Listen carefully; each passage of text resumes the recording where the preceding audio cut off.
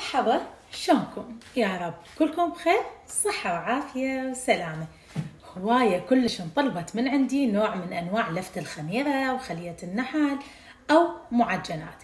اليوم قررت نسوي لفة الخميرة سوا بطريقة سهلة وسريعة ومختصرة. حتى نحضر لفة الخميرة، يلا تعالوا ويانا. أول خطوة نسويها لازم الطحين يكون منخول بأي نوع من أنواع المعجنات، وهذا السر بنجاح المعجنات عندنا. هسه ننخل الطحين، وأنا هنا خليت 4 أكواب من الطحين.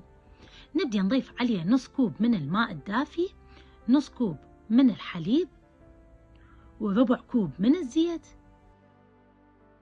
ورشة من الملح، ورشة من الهيل، وملعقة أكل خميرة، وحنخلي ربع كوب من السكر. نخلطها كل زين، نتأكد ان عجنت عندنا كل زين. بهالأثناء أنا جبت العجينة، شوفوا شلون طرية، وراح أبدي دهنت إيدي بالزيت، وراح أبدي أقطعها وأخليها كرات. هسه راح أبدي أفتح العجينة عندي بهذا الشكل. طبعا الشكل أنتوا أحرار، كل واحد يسوي على الشكل اللي يحبه أكيد. العجينة كلش حلوة عندنا، بحيث كلش تتشكل بطريقة سهلة. صار عندنا هذا الشكل، نسوي الشكل الثاني وهو الضفيرة. هنا حبت شوي نسيت الضفيرة، بس الحمد لله كملت صح.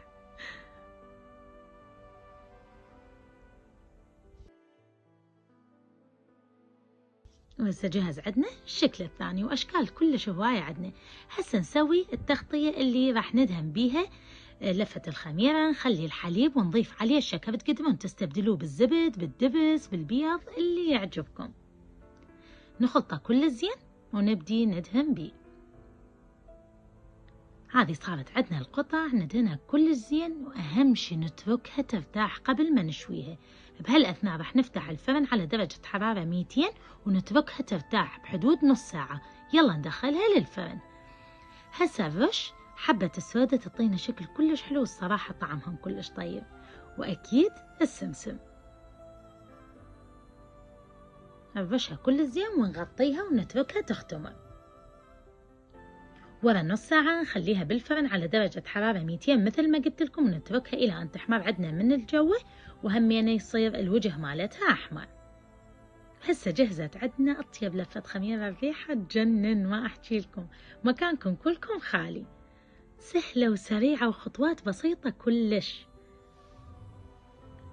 هذه شوفوها العجينة شلون صارت عندنا عبالة قطنية، شوفوا شلون تجنن، والله فالطراوة. وطبعا هواية سألوني تيبس عندهم يغطوها، لازم يكون تغطيتها تكون كلش محكمة، وبنفس الوقت تضموها بالفريز وتطلعون كل فترة وجبة.